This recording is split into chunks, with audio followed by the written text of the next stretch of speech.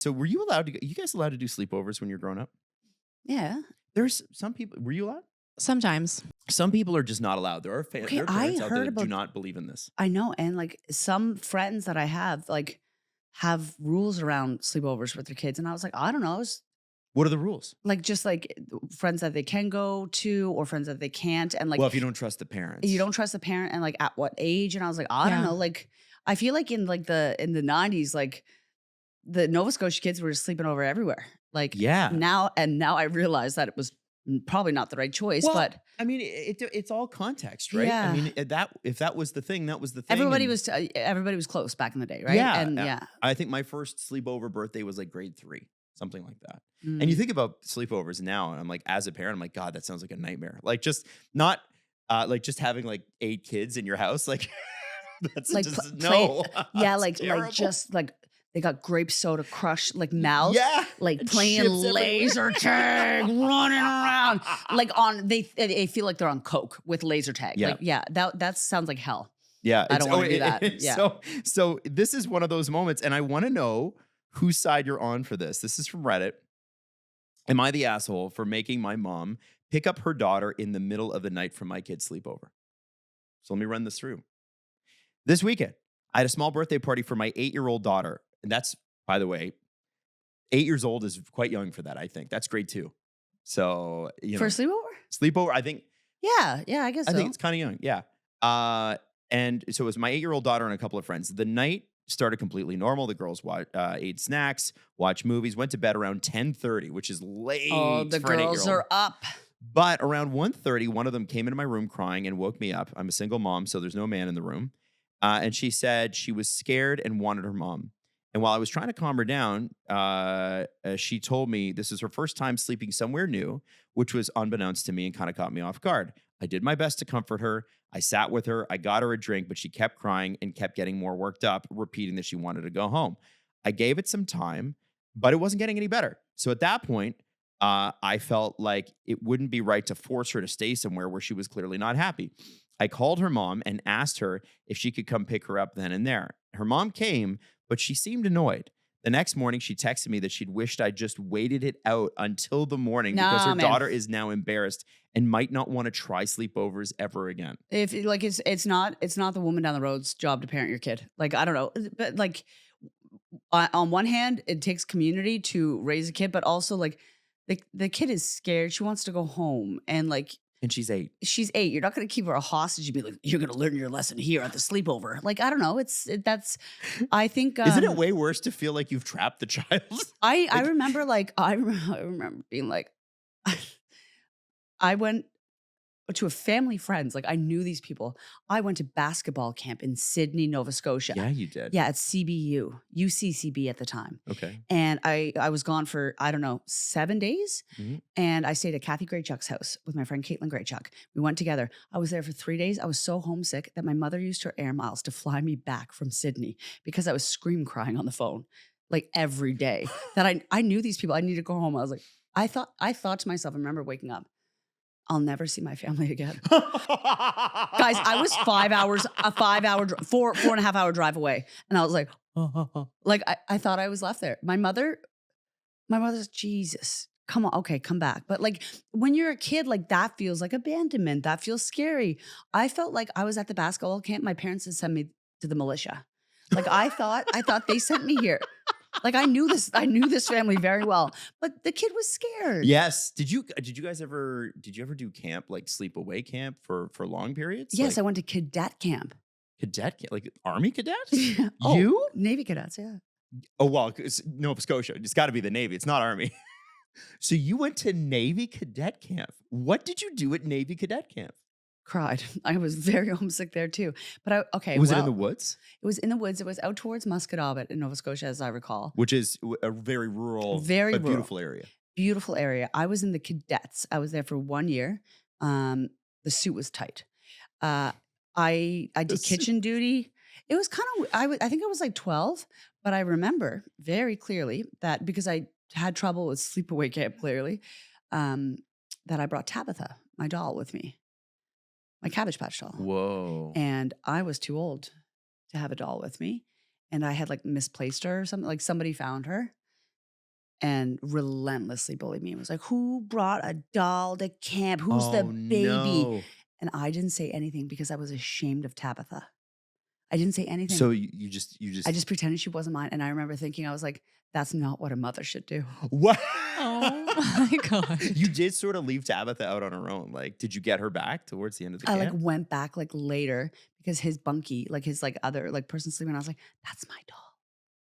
And he didn't tell anybody, but, like, Oh, that's nice that he didn't tell he didn't anyone. tell anybody, but I couldn't, like, why couldn't I stick up for my child in the No, you're moment? right. Yeah. No, She's that's my Cabbage Patch I know, doll. but you were 12 and it's the social pressures are so intense. I had, like, boobs. Like, was wearing, like, a sports bra and, like, I had a mustache, and I was like, "That's not my doll." Like, you know? I just but no, I had trouble at sleepaway camp. I miss my mother. Stephanie, did you go Sorry, to I sleep? didn't. That is insane. That is so funny. You don't understand. I had a You know most mustache of my and dark boobs. yeah, I had a mustache I've and never boobs. heard that story before. Yeah, always. Steph, did you go sleepaway? No, I didn't, but I was that child. You were the one who just didn't like Yeah. sleeping elsewhere. Yeah, I tried so many times, my poor mother. I in hindsight, I had trouble sleeping, period. Like I've had Oh. insomnia like my whole life.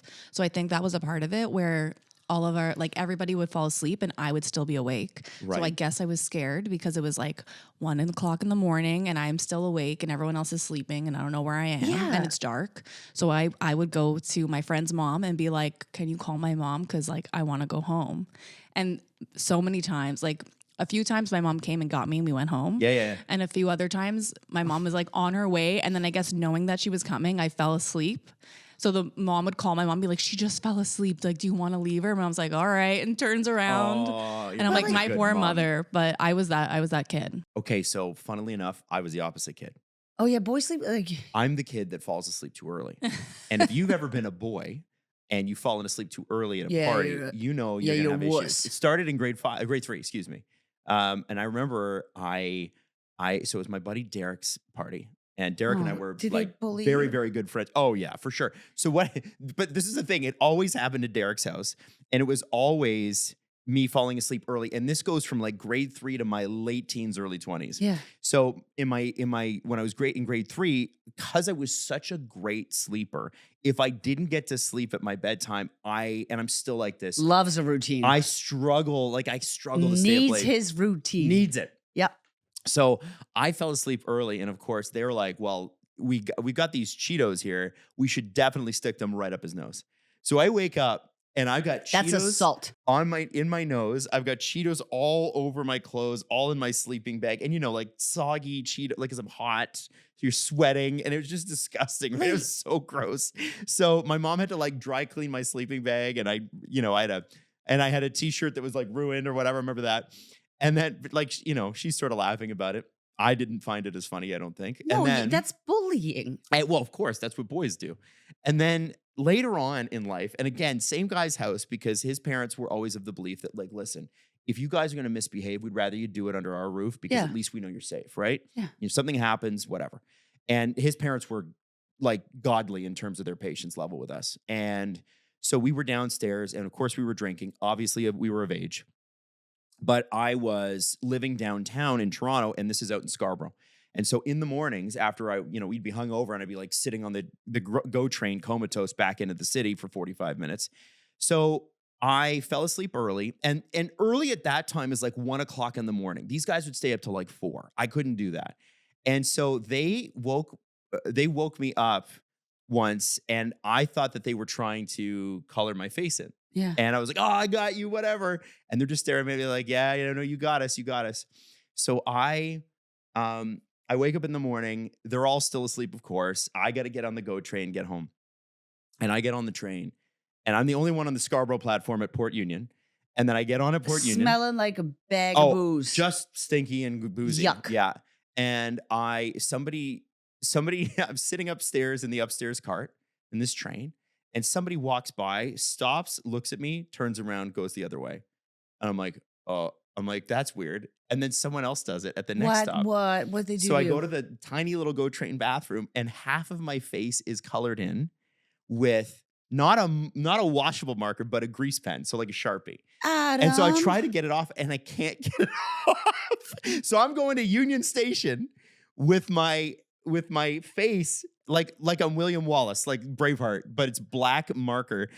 And then I get home and I try to, my mom looks at me, she's like, this is insane. And then so I try to wash it off. It took a couple of days for it to come off. So I went to like classes in university with this on. That's like, And what the the other fuck? thing I found out was they colored one of my butt cheeks as well. Okay, no, hang on. Stop. I gotta say, A, like they shouldn't have done that, but B, like how, like did they, like were I was you, really were you asleep. drugged? Like, you No, really, I just, that's no, how I but sleep. yeah, you gotta wake up, man. You gotta wake up. You gotta wake up. Like if See, you, that's where it becomes my yeah, fault, I was right? gonna say if they did that much to you, it's kind of on you. I gotta say though, like girls, like when I hear these stories, like girls at a sleepover, we are just like, my God, we're eating too many salt and vinegar chips that our teeth hurt, you know? Mhm. And then I don't know, like maybe we'll stay up late and watch like the Spice movie. World movie. Yeah. Like let's get crazy. Let's talk about the boy that we like. You guys are like hazing each other. Oh yeah. Like yeah. men are like, yeah, it's like, yeah, It's- let's put him in the woods and leave him there. And we're like, let's like eat candy. And, I don't and know, talk like, about people. Maybe give them a call or something. Yeah, Yeah, let's do a prank call. You guys Yeah. are like, Yeah. let's ruin his life. Like boys are crazy. It was Jeez. crazy. Yes. Oh, Yeah, dear. yeah. Anyway, Okay. I think the mom did the right thing. I think we're agreed the mom did the right thing. I think Did the so. right thing. Yes, her up? if a child comes to you and says, "Can you help me?" You have to help You them. do have to help them. My God.